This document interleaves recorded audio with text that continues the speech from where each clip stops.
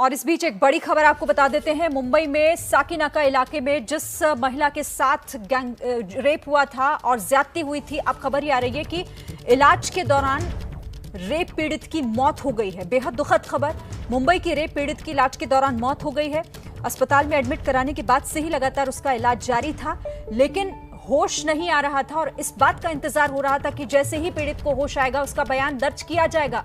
लेकिन इलाज के दौरान रेप पीड़िता की मौत, बड़ी खबर इस वक्त आपको बता रहे हैं। मुंबई के साकीनाका इलाके में एक महिला के साथ रेप के बाद बर्बरता हुई थी, काफी मारपीट हुई थी, जिसके बाद इलाज के लिए अस्पताल में एडमिट कराया गया था। वहां पर लगातार डॉक्टर्स इलाज कर रहे थे, लेकिन बचाया नहीं जा सका। बेहद परेशान और दुखद खबर है ये। 30 साल की एक महिला के साथ रेप की वारदात, उसके साथ ही काफी मारपीट, यहां तक कि बर्बरता काफी हुई थी। मारपीट के दौरान इंतजार हो रहा था कि जैसे ही महिला को होश आए उसके बाद बयान पुलिस दर्ज करे ताकि आगे की कार्रवाई शुरू हो सके। लेकिन इसी बीच दुखद खबर आई है कि रेप पीड़िता की इलाज के दौरान मौत हो गई है। इस पूरे मामले में अभी तक एक व्यक्ति को गिरफ्तार किया गया है पुलिस की तरफ से। पुलिस लगातार अब इस मामले में तफ्तीश को आगे बढ़ा रही है, लेकिन सबसे महत्वपूर्ण जो था वो देखिए कि इंतजार हो रहा था कि अब पीड़िता को होश आए, क्योंकि वो जब से उसको एडमिट कराया गया था तभी से वो बेहोश थी, लेकिन उससे पहले ही उसने दम तोड़ दिया। इलाज के दौरान ही उसकी मौत हो गई है। साकीनाका इलाके में ये वारदात हुई, जहां पर पहले महिला के साथ रेप हुआ और फिर काफी मारपीट महिला के साथ की गई।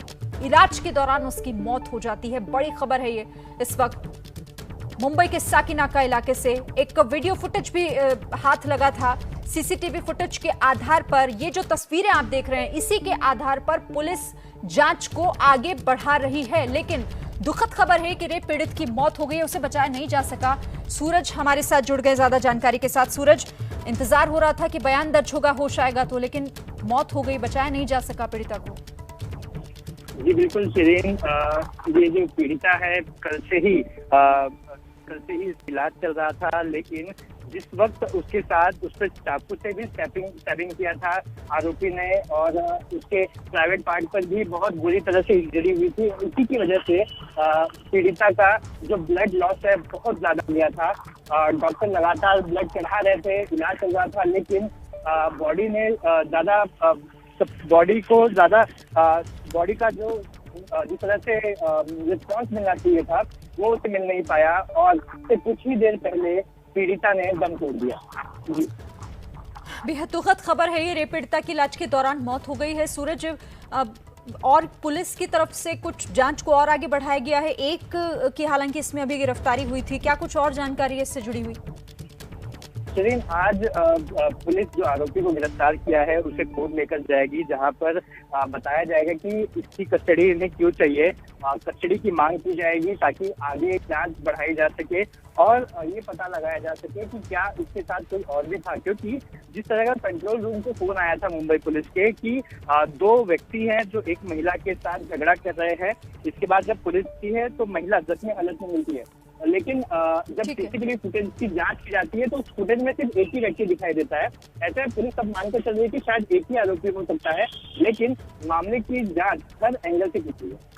ठीक है, आप रहिए सूरज मेरे साथ। इस वक्त हमारे साथ वरिष्ठ वकील आभा सिंह हमारे साथ जुड़ गई हैं। आभा जी, ये बेहद दुखद खबर है और मुंबई जैसे महानगर से अगर इस तरह की खबरें आती हैं तो और ज्यादा परेशान करने वाली ये बात। हालांकि दुखद इसमें ये कि अब बचाया नहीं जा सका, पीड़िता की मौत हो गई है।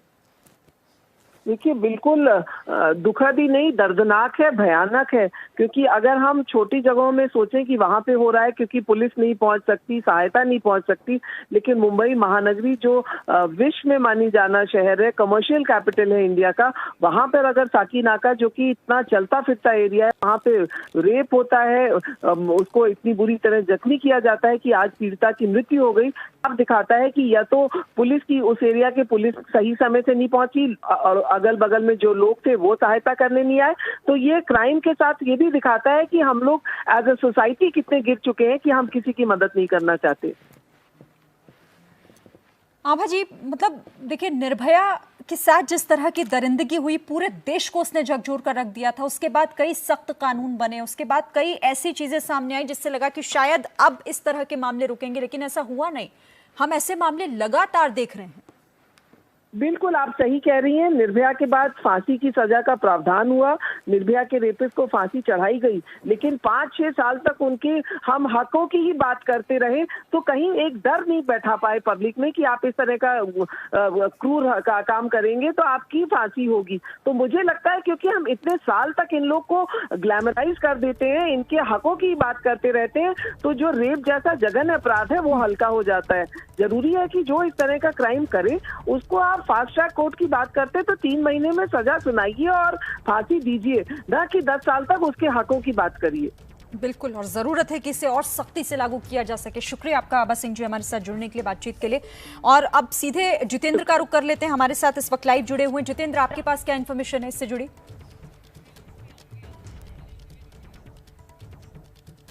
देखिए, इससे जुड़ी इन्फॉर्मेशन ये है कि मुंबई की जो एक इमेज थी कि मुंबई महिलाओं के लिए एक सुरक्षित शहर माना जाता है, उस इमेज को एक बहुत बड़ा झटका लगा है, उस इमेज पर एक बहुत बड़ा प्रहार हुआ है।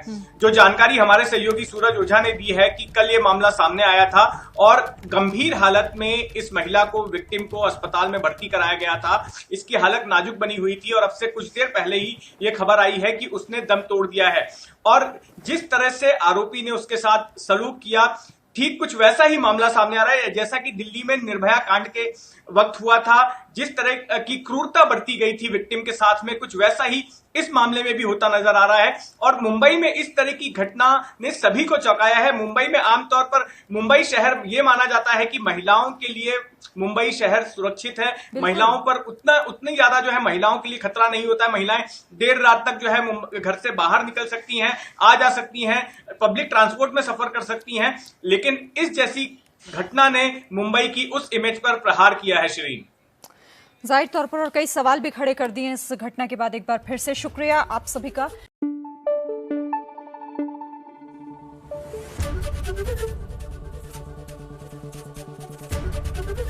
एबीपी न्यूज आपको रखे आगे।